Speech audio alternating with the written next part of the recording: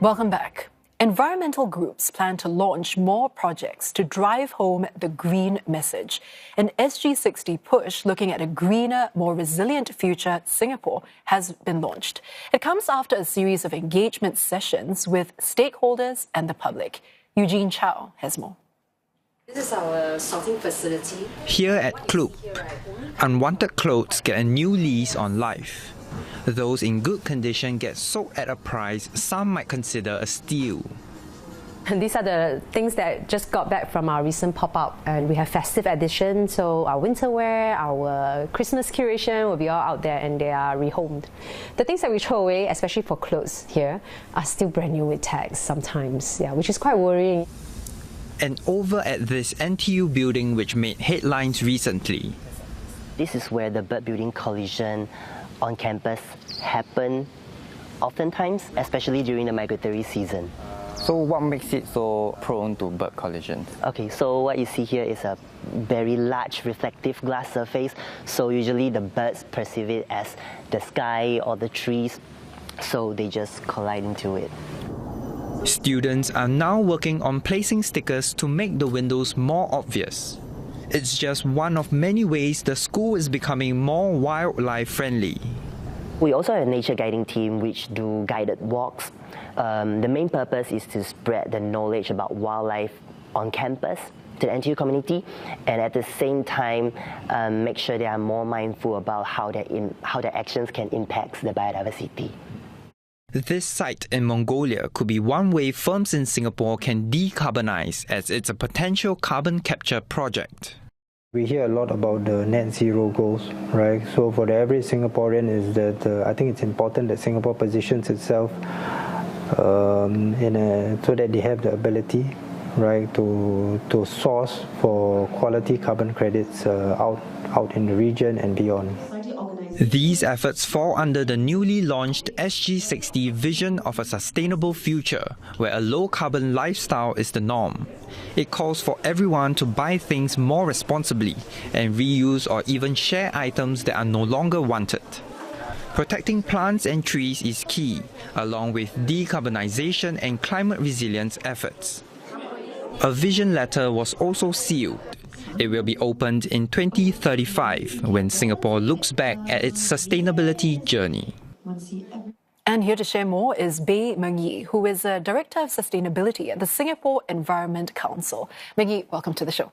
Thank you. Now, first of all, what are some of the most glaring blind spots that you've noticed in Singapore's sustainability journey that needs addressing? So during the public consultations, we actually asked participants what are they doing. And many Singaporeans actually are familiar with actions such as recycling, switching the lights off when not in use. And these are very important. But there are other areas that I think are a bit more important and a bit more urgent. And I think the vision document highlights some of it. And I will say these are in three areas that Singaporeans love the most.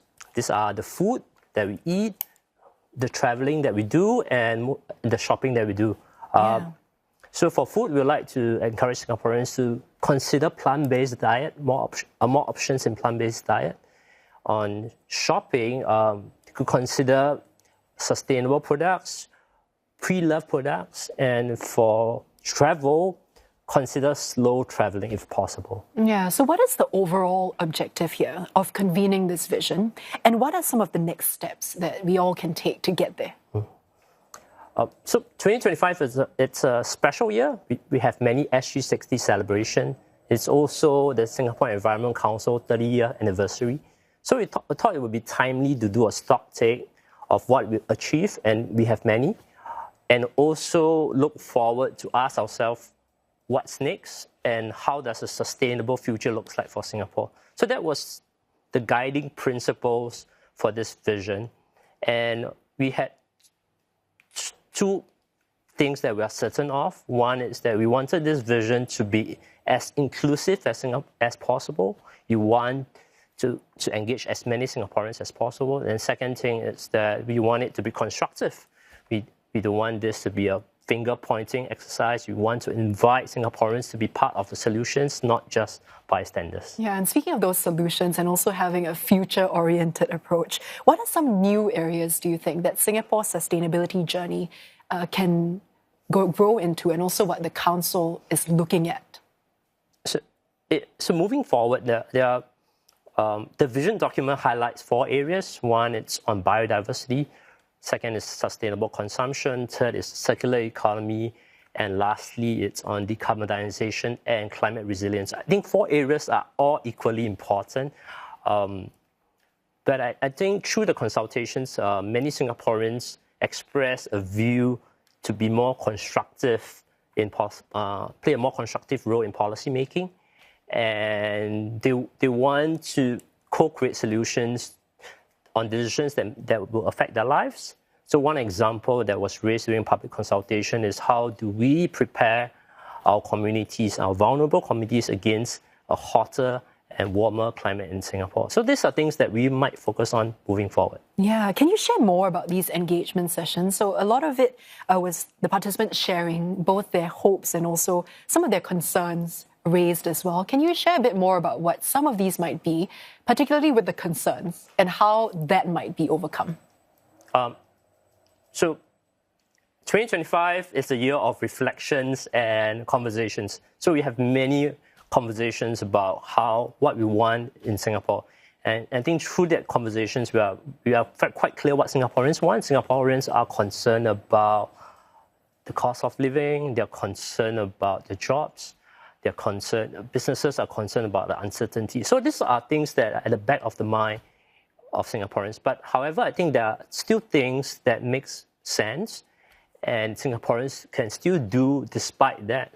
So for example, on responsible consumption, so we would like Singaporeans to consume better and more mindfully, right? This could include, like I previously mentioned, looking for pre-loved products, going for sustainable products, and these are things that are not necessarily more expensive. Yeah, you mentioned earlier there were 4 main pillars to the vision. What would real tangible results look like if this vision was fulfilled on all these 4 pillars? So the vision document sets out clear KPIs for each of these pillars. So for example, under circular economy, we had a KPI on having more products made for recycled materials and for Singaporeans to demand for it. So that's one. But I think, in my opinion, real progress is also important in the process. So outcome matters, but the process is equally important. We like the process to be as inclusive and as engaging as possible. It will not be as meaningful if we reach the outcome but lose the trust of the stakeholders along the way. Well, thank you so much, Mingyi, for sharing a bit more about the sustainability initiatives and directions going forward as well. I've been chatting with Mingyi, who is Director of Sustainability at the Singapore Environment Council.